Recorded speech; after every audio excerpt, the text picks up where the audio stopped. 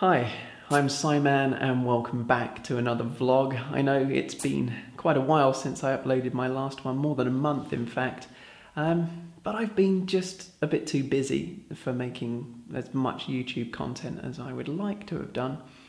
And that actually links into the title of the video, this small change that's coming with the channel. But first, I'm going to talk a bit about my last few videos, and more importantly, your comments, your responses to those videos.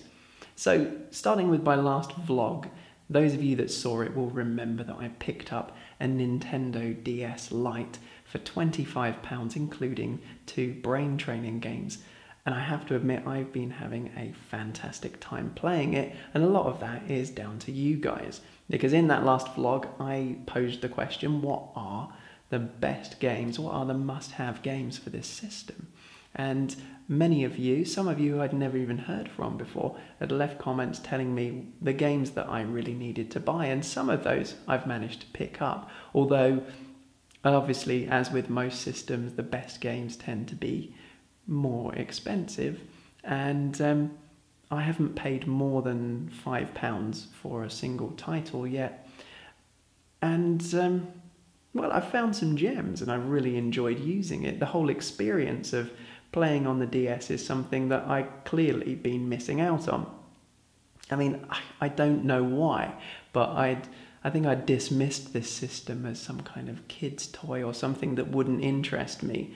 And so I went purely down the PSP route when it came to that generation of handheld gaming. And don't get me wrong, I had a fantastic time with the PSP. I think it's an awesome machine, but what it tries to do is emulate the PS1, PS2 type of experience within a handheld, whereas the DS brings something new through its functionality, its dual screens, its bottom touch screen with the use of the stylus. It gives you an experience that you can't really get on any other system, or not any other system that I've played. And so this unique gaming experience, coupled with some fantastic titles, has really got me hooked. And the thing that it's got me doing differently to what I've done before with handhelds is that I'm actually playing it indoors a lot. With other handheld systems, I only really use them, or 95% of the time, when I was traveling somewhere, when I was going on a long journey. Whereas this machine I'll pick up at home and play it. And I think a lot of that's is down to the fact that you can't really get those types of games on any other system. So yeah, I'm not going to talk about it too much here because I'm planning to make a little video about the games that I've picked up, which ones I like the most and why I like them. And well, maybe my next video, or one that I'll be making soon. So anyway, I'll leave that vlog for now. Thank you guys for everything you gave me from that. And I'll move on to the 2 tag videos that I released a couple of weeks back. The first one of those, what 5 games would you take with you if they were the only 5 or single player games that you could play? I had quite a few good responses to that. I got introduced to a few games that I hadn't heard of before. It was a little bit of a shame that I didn't get to see any response videos, because I love it to hear you guys actually talking about the games that you love and showing the games that you love. And in that, it comes the real problem, doesn't it? Because it takes time to make these videos, and if you want to show the games, you have to then go and do gameplays of them and record that footage and edit it in, and it's a very lengthy experience. So I totally understand why I didn't get any responses for it, but thank you to those of you that left comments and told me which games you can't live without. Okay, now moving on to the last video that I made, and that was the what's the perfect size for a YouTube channel video. And I was really impressed with not only the responses that I got for the video, but also the fact that other people were thinking more or less the same sort of thing at the same time. Lawn Boys Post 1975, Dave, he put out a video around about the same time. I can't remember whether it was before or after mine, but most people saw his one first, and it was asking the question, do you want your channel to be bigger? but it touched on a lot of the similar sort of themes or threads that the question I posed asked.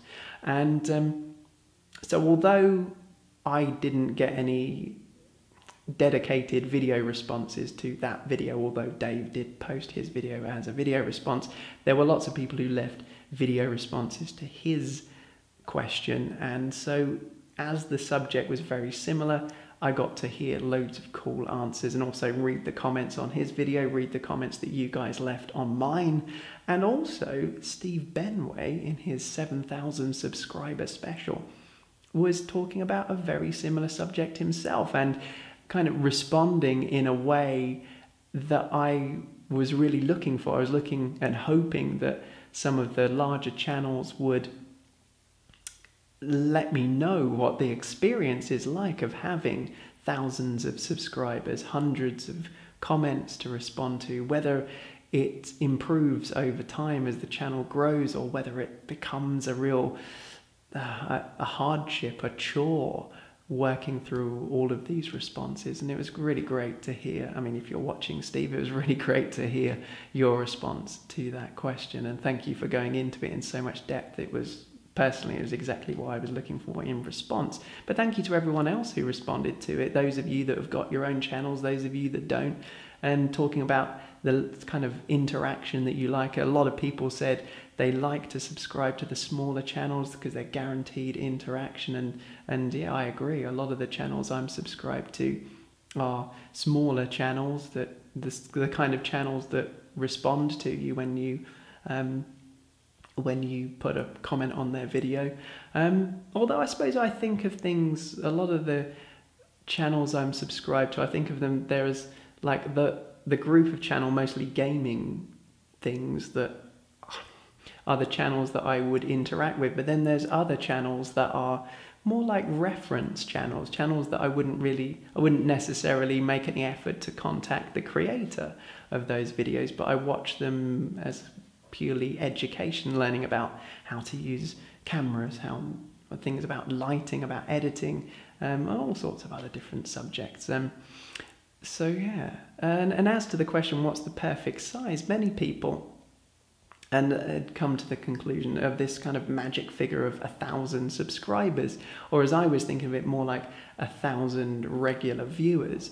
And I think that seems to be a figure where people notice your channel, they know that there must be something good about it because lots of people have subscribed to it, so they'll come and take a look, and you've got plenty of people there who will interact with you, leave comments, make response videos, but also at the same time it doesn't seem to be too large that you can't respond to the comments if you want to. And I think, although I'm not going to make any effort to grow this channel, I think that sort of size of 1,000 regular viewers would be optimal. I think if the channel grew beyond that size and I was inundated with comments, I think it would take a lot of the enjoyment out of it. I wouldn't ever want to get to the point where making these videos feels like a chore, because they're not. I mean, I love making these YouTube videos. I love interacting with you guys and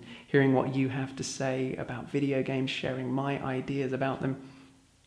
So I wouldn't ever want it to get to a point where it's some kind of hardship, something that it's a real effort on my part that have been, well, basically that the enjoyment disappears. And yeah, I don't think that's going to happen. I mean, as it stands, I think it's about 280 subscribers I've got. I get regularly more than 100 views per video and between 10 and 20 comments from people. So there's plenty of reason for me to continue making videos, plenty of interaction, and I will continue. And so some of you are probably thinking at this point, well, this small change to the channel, what is going to change? Are you going to start making videos more regularly? Maybe, but I don't think so. I would love to, but the change is actually to do with this. Yeah, I'm not in Bournemouth anymore. I've changed locations, I'm in a new apartment, and with that comes new opportunities and new challenges for making YouTube videos. And actually, it will drive the type of content that I put on the channel because, well, there are certain systems that I'll be able to cover and other ones that I won't. And actually, it's probably better for me to just show you rather than tell you. So let's take a look. Okay, so follow me through here. Now, if I show you the bathroom, and more specifically the toilet, I'm pretty sure you'll guess exactly where we are. So take a look in there. Yes, that's right. 我现在在中国. I'm now in China. And more specifically in the city of Chengdu, which is kind of central western China, relatively close to Tibet. In fact, you might know it because it's the home of the pandas. This part of China is where they've got their famous panda sanctuary. And hopefully, I've already seen them before, but hopefully I'll be seeing them again because this isn't actually my first time to China. In fact, well, you might be asking yourself, well, what the hell are you doing here? Well, it's all down to my lovely wife and lovely camera woman as she is today. She's got a job at one of the local schools and I've come along as part of the package. And, well, for the time being, I'm a gentleman of leisure, at least, well, for the next couple of weeks until I get a job. Now, this isn't actually our first time to China. We've been to this city before on holiday, and it's not our first time living here because between 2005 and 2008, we've lived in China. We lived in Foshan, which is in the southeast of China, relatively close to Hong Kong, and it's well known for its Wing Chun Kung Fu, and it's also the place where Bruce Lee's teacher, Yip Man, came from. And so we lived there, as I say, for 18 months. Then we moved to Beijing for 2 years and back to the UK for 4 years. And now we're back in China again. Now, you may be thinking to yourself, well, what kind of gaming stuff are you going to be doing? And, well, I don't have as much equipment as I had before. There's no more Xbox 360, no more PlayStation 3. There's no more retro consoles, or not proper retro consoles. But I did manage to squeeze the PS2 Slim into my suitcase so I can play PS2 and PS1 games, and I brought a few with me. I've got 3 games from the Onimusha series. I've got the first three Metal Gear Solid games. I've got Final Fantasy 10 and 12.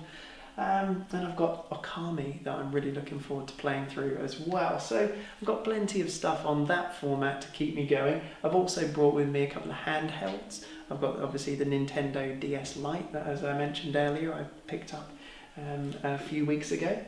And I brought along the PSP as well. So there's quite a lot to be getting on with there. Obviously there's the Mac in the other room, and I suppose if you count the iPad as well, that is a gaming device too.